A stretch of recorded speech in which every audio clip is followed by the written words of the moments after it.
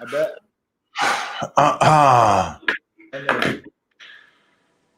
So, I'm gonna pull it in. yeah.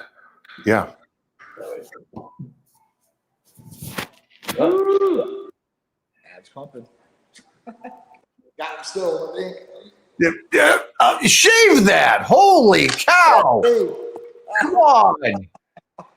I'm a hairy beast. That's How are like you a week not? and a half. How are you not? What is it called? Lasered. Miami Smooth. You should be Miami Smooth, dog. Oh, you know what? There's this chick that want to do it. I just haven't had the time. So I'm like, man, I got to do it. I told Sharice, I was like, this would be so nice to not have to shave and have to worry about this, because it's not just like pull my shirt off and being hairy. It's like, like shirts, the stubbles show through and all that. That's a pain in the butt. Now you have to plan on what you're going to wear and when you're going to shave. I'm like, no, but it is what it is right now. I'm a hairy. I hear you. Mona, how long did it take you? No, not giving up that? It took me 4 years. 4 years. 4 years. Mona lays with everything. Yeah. So when I started dating her, the first thing she said is, I think I thought I was in peak shape or something like that, and had hair. She goes, that hair got to go, dog. Oh, I gotta go. Now here's your Chippendales calendar. That's what you got to look like 24/7. You ain't that, you out. High standard there. Come over from New York. Yeah, she didn't come to New York to get some hairy ass dude out here. I'm lucky. I'm Irish. Not bad. But hey, so the other day, I will be honest, and for anybody that's out there that's going to hear this discussion here, I got really frustrated. The only benefit of being really frustrated on a Monday is that it's leg day, so it helped me on my squats. But the frustration was something I've seen for decades that I didn't think. I thought I was the guy that was like, that's never going to happen to me. I'll never be that dad.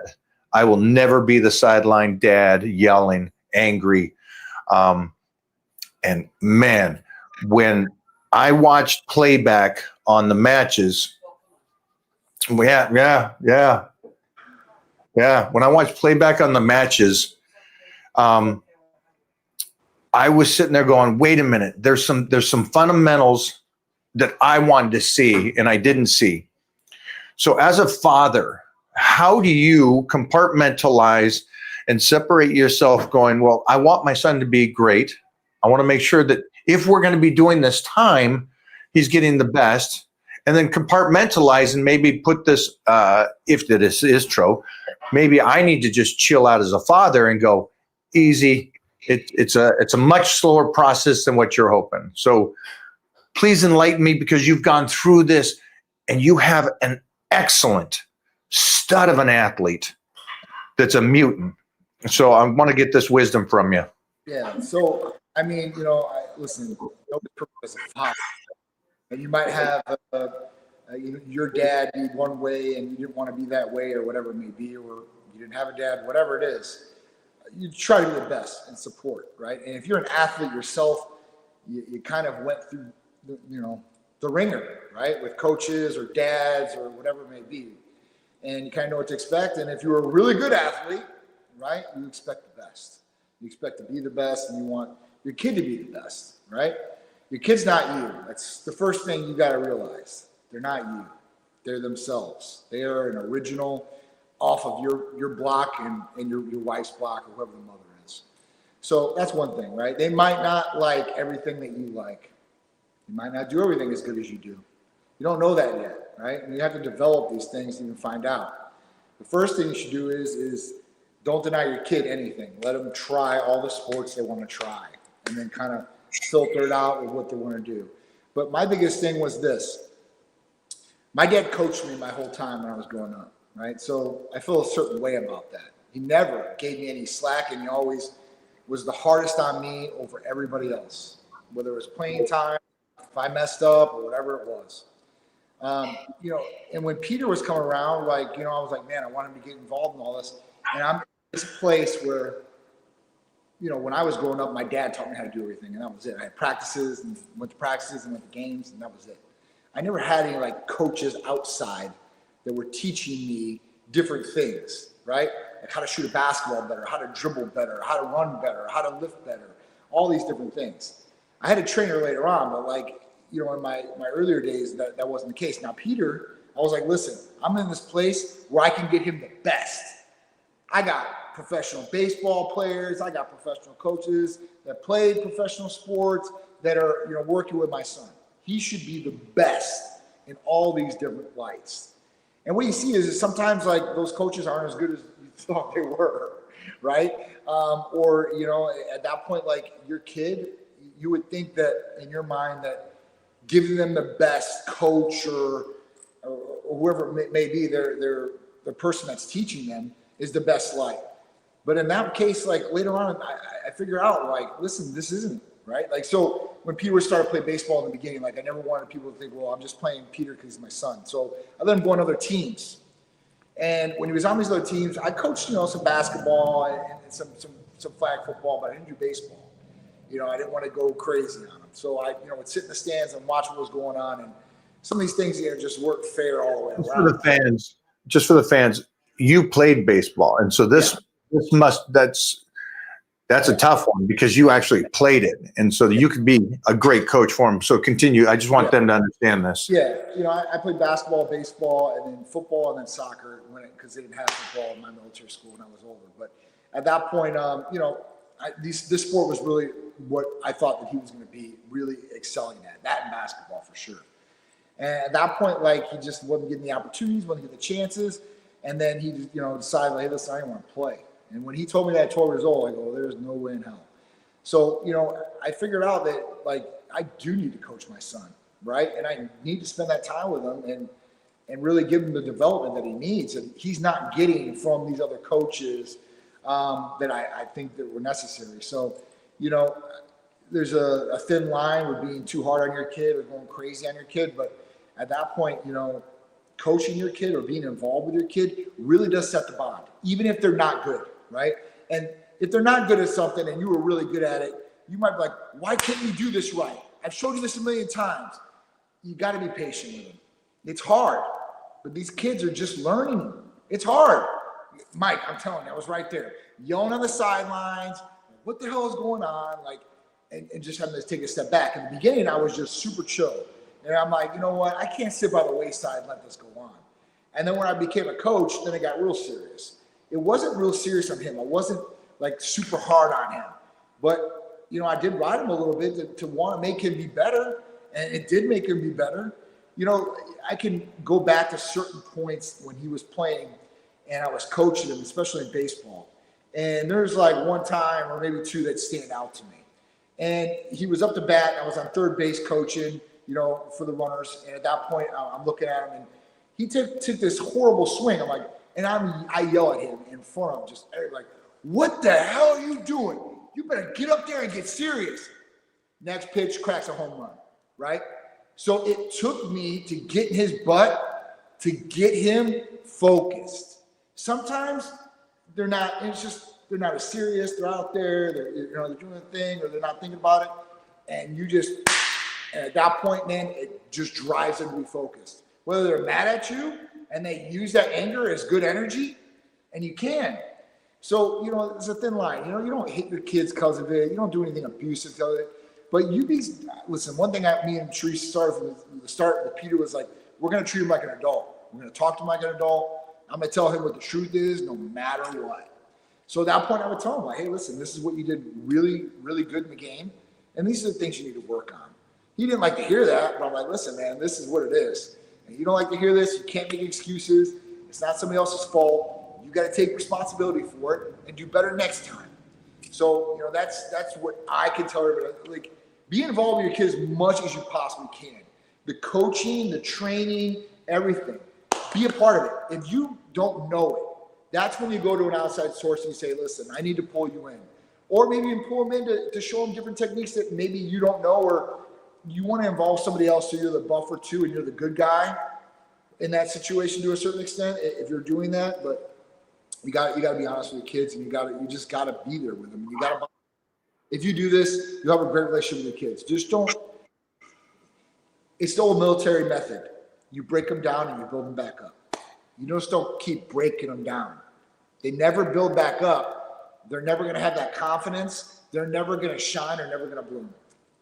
So just so everybody's here that's listening to this, is that today I'm talking to a couple dads that have these very unique kids that are athletic and good size.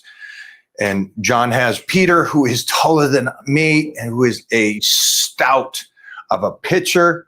And so my questions isn't so much about the child himself as it is on me as a parent, how to deal with being a sideline coach and dealing with that stress. And just to catch you guys up to speed, John was just explaining to me some of his intake on what he's gone through. And then I was saying that I saw some footage and I wasn't pleased with the process of where my son is at.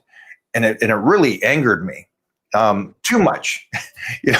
He's so young, he's 6 years old, but it angered me. And I'm like, well, if we're committing this much travel time, this much effort, I want to see at least a comprehension of improvement. And I didn't see that. And so this is not a learning phase. So anybody in here that wants to tell me about how to deal with that, please, I would love to hear, because this is my first go around with being a sideline coach. And we have another father I'm going to pull in right now that also can kind of tell us about how it is. Look at this handsome fella. What's up, guys? What's up, guys? How are we doing? Doing good. So, John and John, I got the crew on. So you kind of heard what was going on and stuff. Where are you with this stage of being a father? It's funny because I heard when I was listening to you guys, it was funny John was mentioning it, and it was fun. And we lost him already. Yeah, I don't know. Look at that. Came in too hot. Sorry, guys. There you go. Okay. Sorry, guys. So yeah, I was saying, like, John, like what he was saying about his son and like building him up, and after like saying that, because the other day it was funny with John. He does jujitsu, does Muay Thai, does football, he's done basketball. So the other day in jujitsu, he had a bad night. Bad. Like he wasn't paying attention. He wasn't there. I could see it because he's taps people how he does what he's got to do usually. And the night he wasn't good. I came to him. He's like, "Dad, how did I do tonight?" I'm like, honestly, but you didn't do good. You didn't do good tonight because I've seen you in other days and you've done fantastic. You'll pay attention, you're learning and going. And then tonight you didn't. And I didn't want to sit there and lie to him. But like, listen, you weren't good tonight. No, you weren't. You weren't at your best. But I've seen you at your best. So let's get back to it. And he was upset. He's like, "Dad, that hurt my feelings." I'm like, I understand it hurt your feelings, but that's good. I'm glad you voiced it to me, first of all. You voiced your feelings. That bothered me. Okay, great. But let's get back to it now. Let's start again tomorrow. Let's get back to it and go. And he did. The next day he went in, tapped a couple kids out. He's still learning. He's only 2 months in. This kid's in these classes years. And he's still learning and going. I'm like, buddy, this takes time. It's not something you learn overnight. These are sports, these are athletics that takes time. It's not going to be just a freak. Tom Brady wasn't just overnight. He took time. So I was loving what you guys were saying before I hopped on. Well, you were liking what John was saying, because I sure wasn't saying that.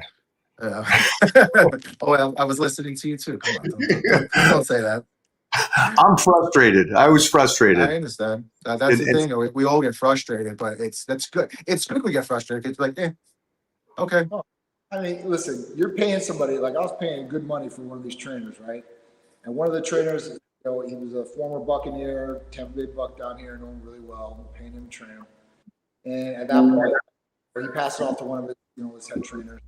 And then Peter came back and told me one of these head trainers. So what they were doing was, all right, we'll do this set, do it 15 times. They got Peter walk away. And they're going to talk to other people. I'm like, dude, when I found out about this, I went down to the training center. I told dude, his name's Yo. I'm like, "Yo, dude, come here." I'm like, "Dude, what the hell is going on?" I'm like, and I brought that guy. I'm like, bring this guy in. I'm like, "I'm paying you $1,000 for you to go over there and tell him to do this and walk away." I'm like, "What the hell?" I told you, this isn't what I'm paying for. I'm paying for high level training for my son to be able to be trained. If I wanted this, I could go to any big box gym and pay them a hell of a lot less and do probably a little bit more than what you guys are doing. So sometimes you got to check them. I mean, just because they're big and all that, sometimes they get this big head and, just the quality lowers. And at that point, you got to put back on track or you leave. At that point, I'm not happy with what it is. If you've been with them for a year, I mean, that's a long time to be with somebody and train them. So at that point, you should know in the first 3 months, hey, has your kid developed any new skills? Because they'll show you, especially when they're young. They're like, Dad, look what I learned today. Whether it's a headlock or the way they shoot or the way they bat or whatever it is, they're super excited to learn new skills. And it's the coach, teacher to instill that in them and make sure that they retain that skill too as well. So, sometimes good players don't make coaches, and good coaches aren't good players.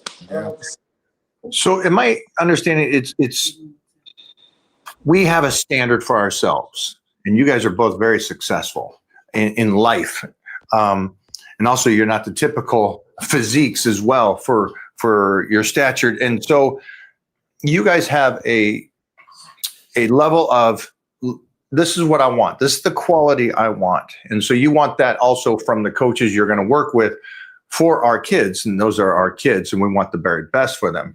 So you don't phone it in. You don't do the, I don't know. I feel like the Hollywood thing is you drop them off and just forget about it. It seems as though you guys aren't that way as well as me, where I'm like, no, I got standards here. And if you've been doing this long, there should be some basic stuff to it. And you got to kind of call out the coach. And so where's the line? Where do you go? These guys are actually coaches of that sport. Where do you draw the line on that? Going, maybe I'm getting over anxious or something like that. How patient are you, and how non-patient negotiable are you? I'm not patient at all. So I don't know, John is. I listen to a certain extent, I'm patient, but when it starts coming to my kids and my wife and all that, I become very more patient with somebody with me. When it starts coming to them, I start becoming very impatient, because at that point, like I said, it'd be like me, somebody coming to Titan Medical Center paying me. Like, you have a certain expectation of what's going to happen and what you're going to get in the whole nine. If you don't get that, you're going to be unhappy. And it's the exact same thing with training or anything else, coaching or whatever it is. They have a system, they use that system. If they're very good at that system, they're going to get you the result, or they're going to get the person the result, whatever it is. I mean, even if somebody's not athletically skilled, they can still teach them certain things or certain knowledge that they'll retain. So, it's not about them hitting 10 out of 10 free throws and go, oh, that's what you taught them. Great.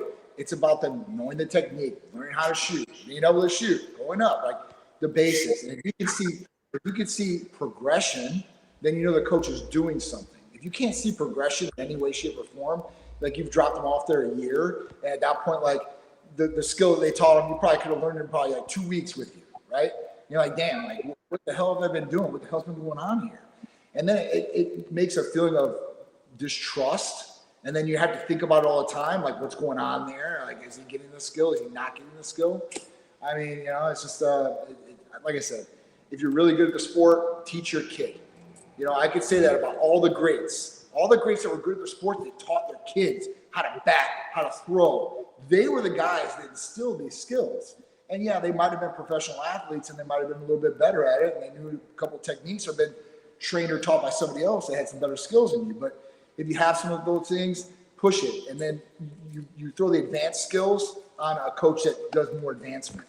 And you can still see, like, even with Peter, he used to go to his hitting, pitching. I still do his pitching. I still watch him. And I'll go there and watch. And you'll see the progression. And then you tell him, you'll give him feedback. And you'll know if that coach is good or not. Because who we are makes a difference too, right, Mike? Like, I'm sure if they see you or one of us come in, they know, like, oh, I better tiptoe, real nice for the kid.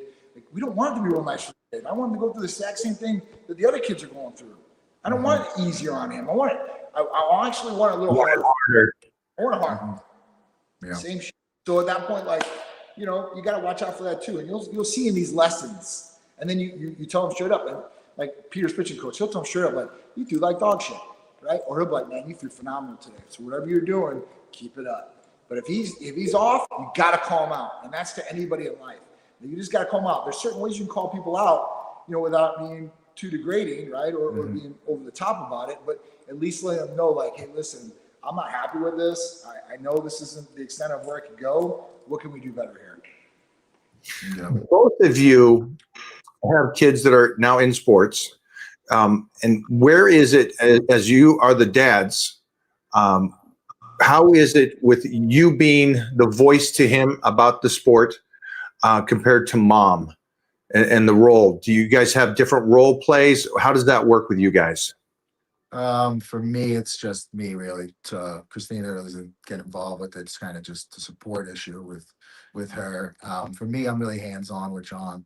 I train him. If he's not doing jiu-jitsu or Muay Thai, I'll train him those other days. We'll do some football training. We'll do some just weightlifting. We'll just do different things because I want to be with him. I always think I want to be with him no matter what.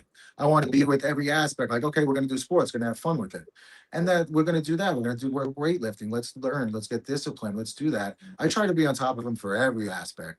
And like you were saying before, coaches and stuff like that. John's had some good coaches, but at the same time, had some different trainers. I've switched it a few times with him because sometimes I'm like, I could do this. I could do better than them. They're not going to give him that feedback like, hey, bud, you didn't do this right today. Like, you did this great today. It's like they're just going through the motions. I'm more hands-on, like, hey, let's do this. I'm getting involved. He's going to be doing tackle football next year. So I'm like, let's start getting going with tackle. Let's start doing maneuvers. And that's good with jujitsu and all the different things I'm implementing. I'm like, okay, then now he's trying to tackle me. He's trying to push up and get by me. I do a swim move and try to get by me. This is great. He's like, Dad, can you teach me all about football? I'm like, of course I can. I'll teach you whatever you want. As much as I know, I'll teach you as much as I know. That's what I would love to do. I would like for him to get training, but he's very adamant, like, I want to train with you. And I'm like, that's great. I would love to do that with you. That's awesome. I've coached him before. I've coached defense. I'm a defensive guy. I was like, I would love to coach defense. Let's do that. And I've been on top of him and doing that for years now.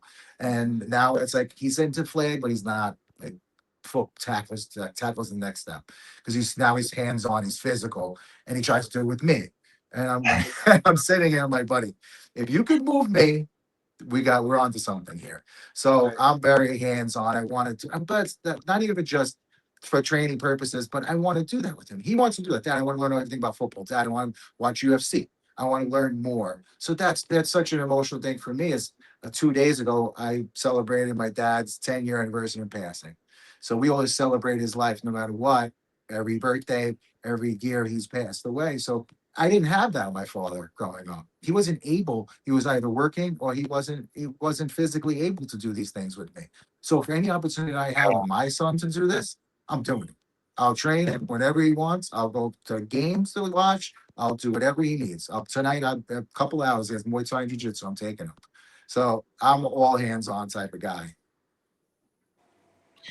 Big Johnny, how is it with Peter now? Because Peter liked it.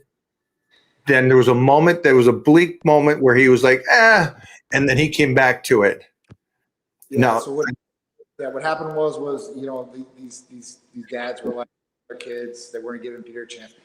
Biggest kid on the team, fastest arm on the team, one of the best hitters on the team. So I'm like, all right. I'm like, okay. So he comes to me. He says, Dad, he goes, he was really into basketball. He said, you know what? I'm thinking I just don't want to play baseball anymore. Told him at 12 years old. I'm like, dude, there's no way. I'm like, listen, you're too good of an athlete and way too good of a baseball player for me to let you quit. But I'll tell you what. I was like, let me coach you 1 year. You don't like it, I won't make you play no more. But I guarantee things are going to change. So go out that season, bam. Peter, I want to play shortstop. I'm like, listen, you got to play infield. So I don't want to play infield. I want to play catcher. Never played catcher in his life. I'm like, all right, you want to play catcher? Go ahead, throw on the pads, get behind the plate. That point, that season, I think we lost 1 game the whole season. Won the championship. Peter was the all-star catcher, hit 4 home runs that year. Then, that was it. He was in it to win it. I mean, I coached all-stars that year. We won districts. Went down to state. Peter's catching all the games, hit home runs there. So at that point, then he was just saying, now he loves baseball, right? There is nothing that that would replace it. That's what he wants to do. He wants to go to the MLB. He wants to get the D1 scholarship. He's going for that right now. He's got college that are scouting right now. So he's very lucky in that light. And his coach thinks he can go. So, and I really, me and this coach, I mean, he might not, but I think he'd do a little bit better. But it is what it is. Peter's the ace pitcher of his high school varsity baseball team, and that's what he does. So he's throwing 89 miles an hour now. So at that point, if he can get up in the 90s, he might be able to do it. He's a unit. For everybody that doesn't know, John's son Peter is taller than me. And when John sends me videos, because I want to see his games and stuff, and he'll send me a video, and Peter looks so comfortable and like his element when he's on the pitching mound and he tosses those things. It's like, yeah, he's got the gift. He's got it, and you can see that he loves it. I have a question for both of you. What shouldn't a parent do? If, in any sense, when the child is in sports, especially for my son at my age, what are some things that you guys can look at and say, yeah, a parent probably shouldn't do this, and with the coaches or to the pressure of the child? What are some of the no's that you think could help? Stuff. Can't get too down on them. I mean, you gotta let them, right? You gotta let them know, but you can't get too down on them. Expecting too much out of them, it's not a good feeling for the kid. You got to make sure, like, hey, listen, they got to know that you love them, support them no matter what, right? But you're gonna let them know. You're gonna give them the honesty and the feedback out of that. And if they can't take it, at that point you got to say, listen, like, this is how life is. And kids don't understand that. But I told you, from the start, made sure we're gonna talk to Peter like an adult. We're gonna treat him like an adult. He might not be able to comprehend this, but later on, maybe he will, and it'll get to him a lot quicker. So I would just say, like, listen, be serious with a kid to a certain extent, but it can't be like 24/7. You can't just be like, their dads like that. I know dads that it's like they're sports dads and it's 24/7, like 24/7. So, and that burns a kid out. You don't want to burn them out either. It's about having fun, doing what they're doing, and they create that love. And that love never goes away. But if it becomes too much of a task, chore, this is all my dad wants me to do, and this is it. I can't stand this. I don't want to do this no more, because they're going to get burnt out. So don't burn them out, man. That's where you let, if things happen bad in a game, talk about it, leave behind. We're going to go to the next one and kick some ass. You don't dwell on those games. Keep bringing up, oh, you sorry ass. I've seen some dads say that straight up to their kid, like, you're a sorry ass. You're a sorry ass hitter. Like, we're damned to be out here. Like, get the hell off the field. Like, who said that to their kid? Who said that to other kids? It's like, but I've seen it. So that's what I would say in my life. Yeah, I think I kind of agree with John with that aspect, because I've seen coaches, I've seen trainers literally belittling their child. I mean, like, screaming at them in public with everybody around. And it's at the point it's so uncomfortable. They're like, I want to say something. Like, just give them, like, okay, I understand the kid's not doing great, fine. But I mean, the guy went on a tirade for 3 minutes straight. And I was so close to saying, dude, just let him be. Guys, kid's 8. Like, he's gonna mess up. Okay, great, but build him back up. Like, the kid was just standing there in shock, and the guy was just belittling him. So I'm a big advocate for, like you said before, kind of like, just build them up, because they're sensitive. We're like, no matter what, they're still children. So let's make them feel wanted. Let's make them feel special as much as we can. Like, you didn't do good today, but I know you got it in you. I know you've done it in the past, and you're gonna do it in the future. But don't just degrade a kid because you're not happy in your life, or you're not happy what's going on with the kid and he's not doing what you want him to do. But the kid will get there if you give him support that he needs. Like John said, like, you don't want to be 24/7 with it. Let him have some freedom, enjoy himself, play some video games, play with other kids, whatever you want to do. But give him some credit. Like, don't belittle the kid and degrade the kid. And you have to build them up. Like, let's make them feel special. This is the youth. This is the future. Let's make sure that they feel that. Like, hey, my dad. At that point, this kid may think, like, my dad hates me. My dad's not happy with me. Nothing I'm doing is good for him. That's not a good way to go about it. Like, got to give the little balance. Like, hey, you're not doing good today, but let's get it tomorrow. Let's get better. I'm proud of you. I'm proud of you for sticking with this. I'm proud of you for moving forward. Let's get it tomorrow. Let's get back to it. I'm a big advocate for that balance like that. Yeah. Plus, you got to remember, these kids are following our footsteps. Yeah, exactly. It's tough, especially in your life. It's Yeah. going to have some footsteps as far as athletic wise and all the other things that go along with it. So, they're looking at that too. These kids, they understand that, trust me, at a young age. And they start realizing as they grow up, like, oh shit, like I got, compared to you, right? It's tough. Man, your dad was an awesome athlete, man. He kicked ass. He did this. I don't know if Peter's heard this from my end. And I, like, to a certain extent, like, I'm like, all right, great. Like, I don't want to hear it anymore. Even my dad, when he lives with us, he'll be like, man, Peter's like, your dad would have never did that shit. My dad is the worst. My dad is the worst, okay? I gotta explain your dad. First of what Your dad is old school Greek, very straight, dude. He's this handsome, big ass fella, and very. I don't know, man. He would be like great on a New York show. Just see him just looking over at you when you messed up as a kid, and probably didn't have to say shit. He could probably just look at you, and you were like, "I got it. Yeah, I got it. I got it, Dad. Oh, no. He's a beast, man. I love it, man. I'm there when he's there, and he's walking around. I'm like, I don't want to piss him off. I tell you, it's great. So, I mean, Peter got some of that, and I didn't want Peter getting that, and that's how my dad trusted him too, because, in the beginning, like, we couldn't go to every practice. That killed me because I'm working and all this, so my dad would take him to practices, and sometimes I'd always be there for the games, but it is what it is, and I know how my dad is. And then at that point, when I started realizing, I'm like, all right, Dad, you're not taking any more practice anymore. If my dad puts you in the car, he's gonna let you know, and you have nowhere to go. Right? Yeah. That's one thing. Like, don't do that to your kid. Like, you tell him, let him blow it off at that point. You smooth it out and work it out, and you go forward. The dwelling on things and just keep hitting them with it. That's no good for the kid. Yeah. You guys are both very insightful on this. I appreciate that. And Big John, thanks for jumping in today with us. Of course. Yeah. Good to see you. It was great seeing you. You got both of us today. This is great. Yeah. Got it. I needed a happy Tuesday after my day yesterday. I needed this. You're awesome. Thanks for hanging, brother. I'll check in later. All right. Thank you, guys. Thanks, buddy. That was very insightful. And that's kind of where I kind of wanted to go today. For anybody that was here and just catching up, I had that moment where I wanted to talk to the coaches and tell them, you guys got to step it up a bit. And one thing I think, and again, I get so much information from you guys, is that I'm no verbal. I am not the verbal when it comes to sports in Titan.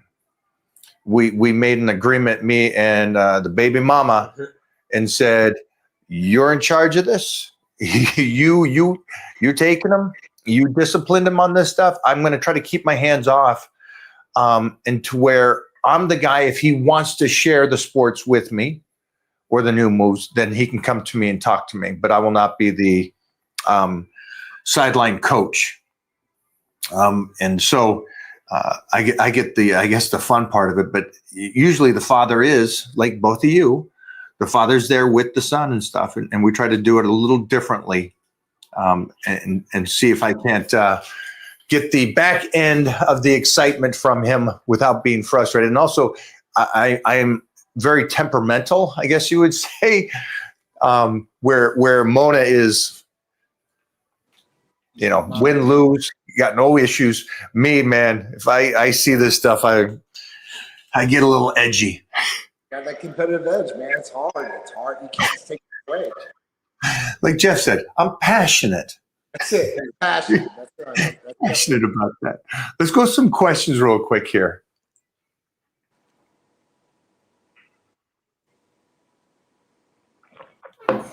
There's one. Where's this one? Talking about this kind of.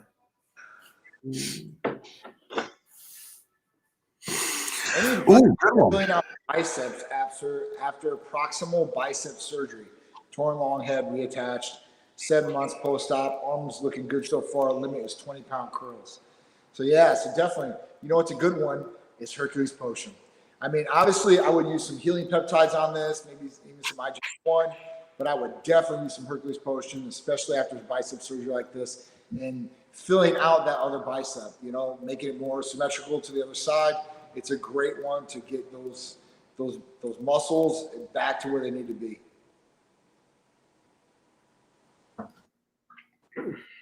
Yeah, the Hercules Potion. The Hercules Potion is gold. Yes. Do we have Hercules Potion in at Titan Medical right now? Yes, we do. Okay, guys, get over there. This is one of those a must. I was doing it twice a day in a couple different muscles as I was getting ready for this last project. What should I do to get rid of sciatic pain? Woo! Sciatic pain. So there's, I mean, some people say foam roll. Very common, isn't this? Yeah. A lot of people have sciatic pain. Yeah. Very common. Yeah, I mean, a lot of people foam roll it out. I mean, there's not like a specific drug that you can give that knock out sciatic pain. There's nerve blocking drugs and injections that some people use. You know, as far as that goes, I couldn't name one. I mean, as far as peptides that will truly knock out sciatic pain and guarantee it. I got a quick question too. You got it. Yeah, real quick. So I like the BPC. I like the TB500. Feels awesome. And I know I saw an email from you guys talking about some new blends that you guys have. So is there like, why should I take, tell me about that, and like, why should I introduce that on top? Sure. So we have our Titan Recovery Package or our Titan Glow Package. Titan Growth Package. Yeah. Yeah. Has Whoa. GHACU, which is a collagen peptide, great for resurfacing, remodeling skin. It has KPV, which is great for inflammation in the body. It's another peptide as far as that goes. BPC and TB500 are that too as well. At the same strength you would get it solo. It's just in a blend now. So at that point, you get all four, which those are great for healing muscles, joints, tendons, ligaments. Great for wound healing, just overall inflammation too as well, and bringing blood to those areas. So that one is great, right? And this is going to be a lot better, a lot more bang for your buck than you're going to get with TB500 and BPC alone. And then for people that don't know, when you give, people the BPC and the TB500, what is their typical like recovery time, or like how fast is that improved? Sure. So it really depends on what the injury is, right? If it's like tennis elbow, golf elbow, you're looking at probably about 4 to 6 weeks. Some people could be a little bit longer, 6 to 12 weeks.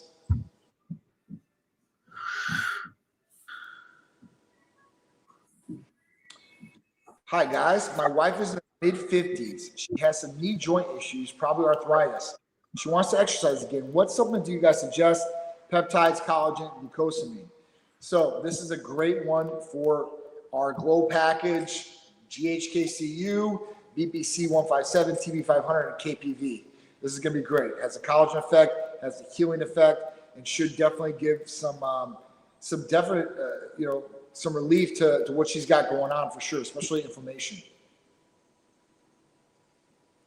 John, any way to get a quick 10-minute video consult regarding using collagen peptides, weight training to help reduce skin? I don't expect it for free, as I know your time is valuable. So yeah, I don't mind doing something like that. If you really want to know, we can use how to use collagen peptides and the weight training. Mike will probably be the better guy to talk about weight training with, but at that point, if you really want to talk to me, it's not a problem. I want to get jacked. How do I know if I'm working out hard enough? Yeah, that's an easy one. You'll know within the first 2 weeks if you're moving in the right direction. Yeah. That's how fast it happens. Yeah, it happens that fast. You're getting stronger, bigger, and things are going right. Yep.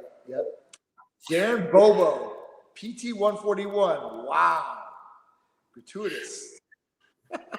This man just started, from what I understand, on PT 141 and has stepped up a level in his craft.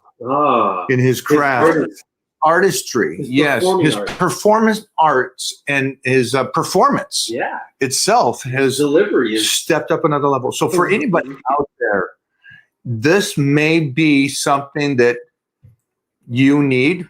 This could help you in a couple different. John, tell us a little bit about this. Yeah. This one, turn this guy into a superhero.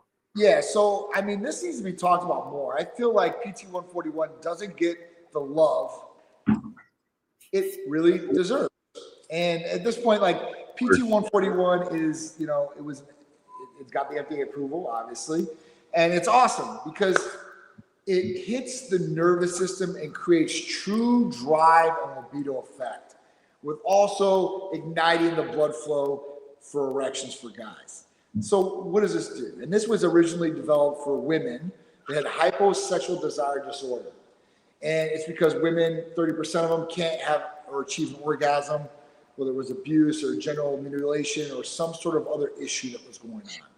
So, or you got women that just don't feel like it, okay? And at that point, it's uncomfortable for them to have sex. This really changed the game because it makes them want to.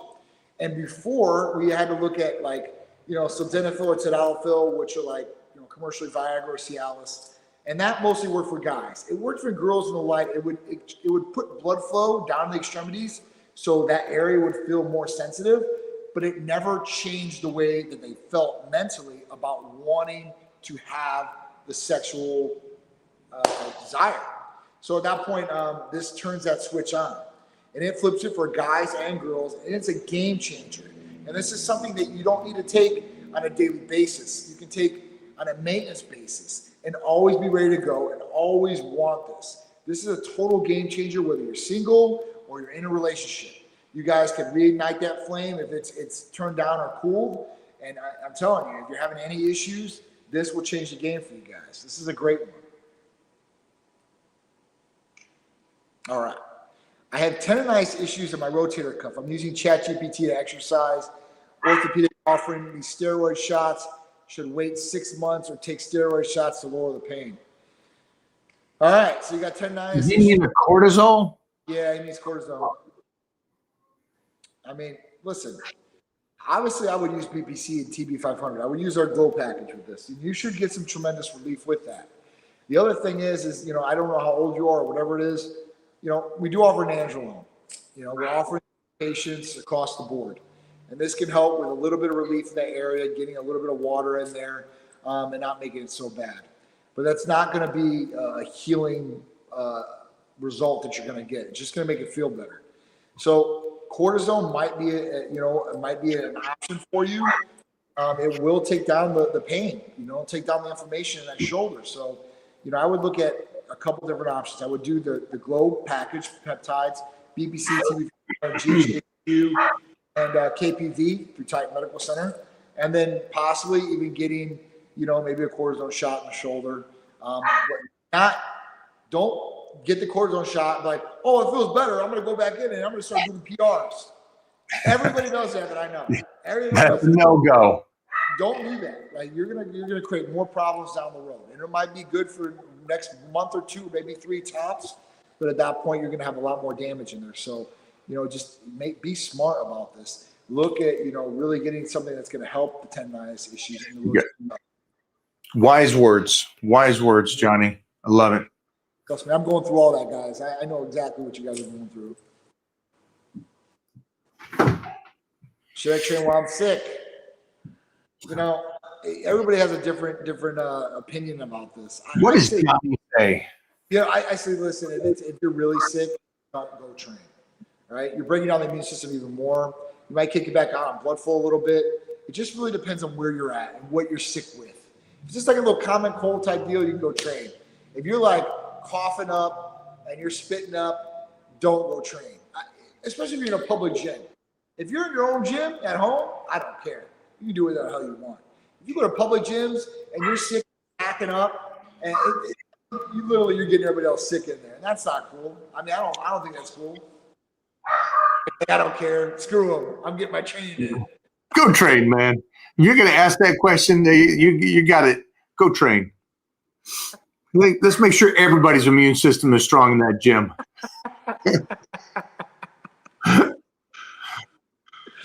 Okay. All No, right. no longer able to utilize a 12 box squat. Just saying. Oh my God. That's just because the 141 has worked so well. He's now become a tripod, and Yep. it's just difficult to get that low. Yep. I don't understand that, but congratulations to you.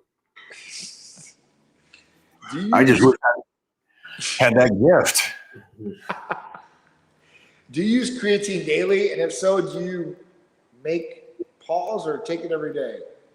Well, that doesn't really. You would take creatine every day. That's, I don't know. It's a little jumbled here, but that's what I think you're getting at. Yeah, I mean, this thing has been studied tremendously, and and they're talking now. It's 30 grams just for the mind. They're talking, Yep. and I remember the old days. It was like you wanted to do 5 days at 10 or 15, and then Right. cut it back to 5 to stay there. And The now loading they're phase. remember the loading phase, and now it's just not even for the workout, just 30 for your brain. It's like, holy shnikes. So yeah, creatine's a great one. And they say that now, because before it was like you had the loading state. They said you get benefits right away. First dose. Yeah, creatine's a go. But also, it doesn't bypass Hercules Potion, the EAA stack, the Tri-Blend. Yeah, take advantage of what's out there and what you can use nowadays. Absolutely. Optimize. My upper back traps hurt daily from my job. I exercise, but can't get the pain to go away. But Jimmy Bluff life, some massage therapy in a life, something that that's gonna relax those muscles. Your upper trap. If your upper traps are hurting every day, and you're exercising and can't get the pain to go away, you might need some therapy there. At that point, not just tighten it back up. I mean, that's what I would do. Yeah, I'd find out what's going on. Because exercise or on an injury or an owie, you force blood into that location with a pump, you're going to lose whatever ache is there, at least for the moment. Yeah. But if you can't get rid of this at all, there's something else that's going on there. I have no idea. Yeah. Go see your doctor. Definitely.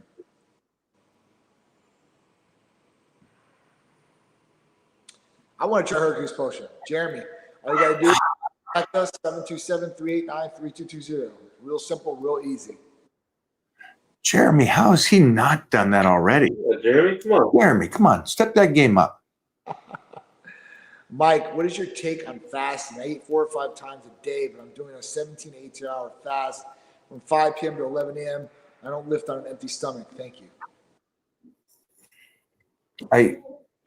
I don't see the point in a fast. I like that you eat 4 or 5 times a day. That part I like. Yeah. On the fast part, I don't know what you're doing it for or why. 18 hours. Phew, Yeah. a long time. A couple more, and then let's find out what's going on over at Titan Medical this week and what the giveaway is. Gotcha. Is there anything I could do to get muscle loss back from nerve damage? Whew. Oh, yeah. Yeah. So there's a couple of peptides out there that will help with nerve damage to a certain extent. I mean, we can get into that, like SS31 and stuff like that. But getting the muscle loss back, this is something that you're gonna have to do. You're gonna have to train. You got to use different, maybe tools like stem therapy, the NuX machine of some sort like that, to really try to get that muscle back. Obviously, Hercules Potion, making sure your hormones are dialed in. IGF-1 therapy would help on this too as well. Because they say with nerve damage and muscle loss, growth hormone levels rising is definitely a positive, right? It's going to help with your body as far as that goes. And maybe even to this extent, maybe even stem cells in the future. That would be another way I would do it for muscle loss because of nerve damage. But you need to, be able to train to be able to create muscle. And you're having these areas, you're gonna have to build it up wherever it is. Yeah, get that strength back. Get that extreme strength back that you had before. Yep. It's going to use that nervous system. Your memory muscle will come back. Yep. Yeah, you're going to have to train really hard. Don't train like, hey, I trained hard before, train like that. No, you got to go ballistic and find a whole new level to get that Rocky Balboa kind of, when he was in Russia training. Get back to it, make it happen, rock and roll. Sir, how can I maintain my testosterone levels? I'm facing erectile dysfunction. Even I'm skinny fat. I'm a student. I'm living sedimentary lifestyle. Okay. So what lifestyle does that mean? like sedimentary. So it's like a solo type deal. Sedimentary is, I mean, that's kind of what I'm getting at here. Like a straight, narrow, like lifestyle type deal. Sedentary. I got it. So how do you maintain your, listen, if you have erectile dysfunction, you're a skinny fat person, and you want to look at this, you need a blood test. That's the first thing. I can't sit here and be like, oh, we can maintain. What are you maintaining? Is it a 400? Is it a 300? Is it a 500? Is it 800? Who knows? But if you have erectile dysfunction, and you're a skinny fat guy or girl, at that point, it's probably going to deal down to hormones, and those levels are probably low. So at that point, I would do a blood test, see what they're at. Titan Medical Center does them nationwide, so all you have to do is contact us. We'll set it up very easy, and it'll go nice and smooth. And you'll see where these levels are at. And if these levels are low, we obviously want to make an educated decision, but we can fix these levels, optimize these levels, and it'll probably change the game for you. The erectile dysfunction will probably go. You'll probably have a lot more energy, mental clarity, and you probably might even slim up a little bit in the stomach area. But at that point, you got to make the first step, and that is to get a blood test. We can do it for you, and we can optimize you if you need it. That's a great one, Johnny. Great, John. He's a student too. I hate to see the youth like that not being able to enjoy his life at that stage. So, hey, nice job asking. Get a call over to Titan Medical. Get signed up on the website. Get over there and talk to the provider. Yep. Best thing you can do, for sure. I mean, it's real easy, real simple, and it's very inexpensive to do. I mean, people better take advantage of it. Tell us more about Titan Medical, Mike. What's it all about? Sell me what's included. For those that don't know. Yeah. For those that don't know, it's optimizing your health to the very best you can be, my friend. Yeah. Don't need to sell you on anything. It's up to you if you want a better life. Exactly. You're not going to sell you about anything. We're not salespeople. We're not salespeople. It doesn't work that way. I'm definitely we just see how to, yeah. When you offer optimal health, you don't need to be a salesperson. Got Oliver Hercules potion for Christmas. I'm going to poach some of his. There you go. There you go. You're going to love it. Sure. What about Oliver? Because he's old enough. Why not MK for Oliver? Because this kid, if you guys don't know, let me give you a little backstory on this guy right here. Jeremy Davis is healthy. This guy looks like a frat boy, him and his wife. But I think they got 15 kids. But just kidding. They don't have 15, but they have great kids, good looking kids. And their youngest, Jeremy here, has Oliver, who started with me when he was 11. They brought him in to train with me when he was 11 years old. And the kid's 19 now, 20, in that range. And just a savage. But he's at that age where he could do MK. Mostly if he's doing Hercules potion on that physique. Yep. He looks like David Lade. He has that kind of physique. Yeah, good looking kid. That's awesome. Yeah, I would think get him on MK. 20, yeah. Time for MK. Hercules potion. Yeah. Oh, yeah. Johnny, let's jump into what's going on. What is MK before we go into what's on sale over there? Because Yeah. great one. So MK677, Ibutamoren, is it's an oral GHRH peptide. It's an oral growth hormone releasing hormone peptide. And what it will do, it will stimulate your natural pituitary to produce your own growth hormone. Produce more. That goes down to the liver and gets converted to IGF-1. And IGF-1 is what you get all the benefits from growth hormone. So the skin elasticity, the lean muscle building, the metabolism, the mental clarity, all the good things, the recovery, all these good things from your growth hormone levels being high and converting to IGF-1. So this will do that for you. It will help with sleep patterns too as well. The only difference is that this will stimulate the ghrelin, the hunger hormone. So it will make you very hungry. And at that point, if you can control the hunger, or you're prepared for the hunger, you're going to have a successful therapy through this. If you're not, this might not be a good therapy for you, because if you can't control the hunger and you take it, and 20 minutes in and you got a house full of kids and they're eating Twinkies and popsicles and drinking pot, you're going to do the exact same thing, and you're going to get a lot of bad weight on you. And that's not what you want. The whole point of this is to make you better, not to make you worse. So if you use these tools in the right way, they will be the best tools you have. If you use them the wrong way, you can get, some unwanted results per se. And that's not what we want. So everybody's different, and everybody's, to a certain extent, self-controlled, and some people aren't. And we just got to recognize that and give them the options on the table that would be the best for them. I love it. What do we got sales on over there? What's going on?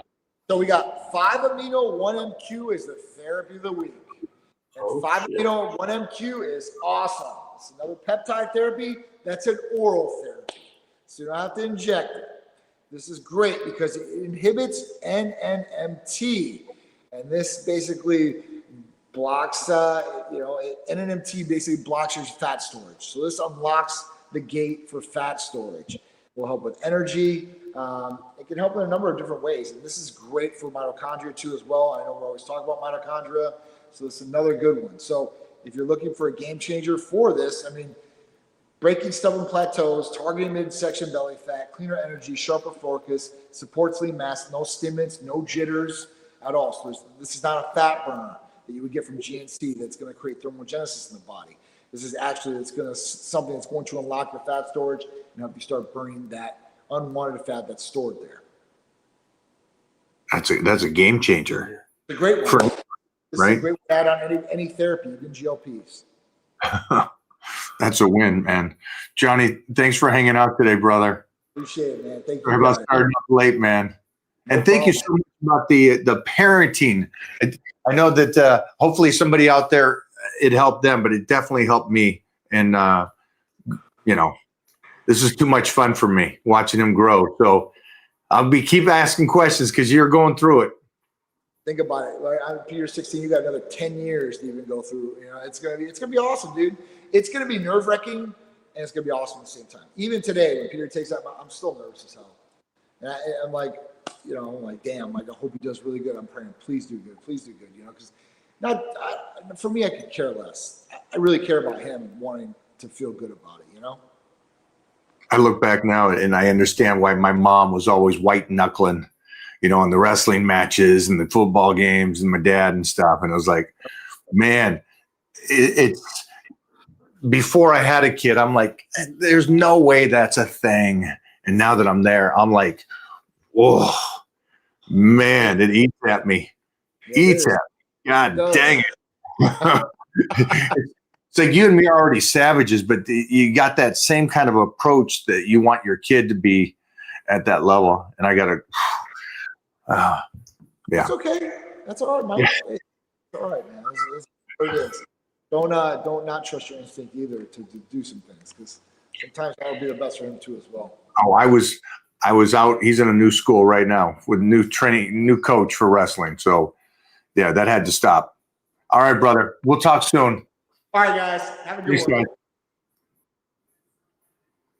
Thank you, guys. Damn. Hey, so most of the beginning of the show was talking about parenting, being a father, trying not to be that sideline coach. But at the same time, you kind of have to oversee things, and you got your standards. You got your standards, and you hold true on those standards, especially for your kids. Don't let them sneak by those coaches that don't half-ass stuff. And then peptides of the week over at Titan Medical. Go on over there. And like the one guy said, sell me on this. I'm not selling you on anything. I thought that was an interesting. It's kind of like the guy that goes, hey, tell me why I should be in shape. You shouldn't. I don't give a shit. I know that I like being healthy. I know I like being in shape. And I know that it's freaking great being able to do what I do at this stage of the game. and life is better this way. You don't want it? Doesn't bother me none. But if you do want it, that's the number to call. And if you do want a healthier lifestyle, or have them teach you how to optimize your body to the very best you can possibly be, that's where you go to. That's the phone call you guys got to make, and should make it right now, because we're going into New Year's. This is it. You clip this section right here. This is the show for you guys. You guys got to make that decision. Again, nobody's making that for you. Don't get comfortable, man. That's the one thing. Don't get comfortable. If you're married or got a girlfriend or you're solo, don't get comfortable. Do what Bobo did. Get there, get that 141 and become an absolute savage. A machine, a wrecking ball machine, just destroying. Yeah. Have a good day, everybody.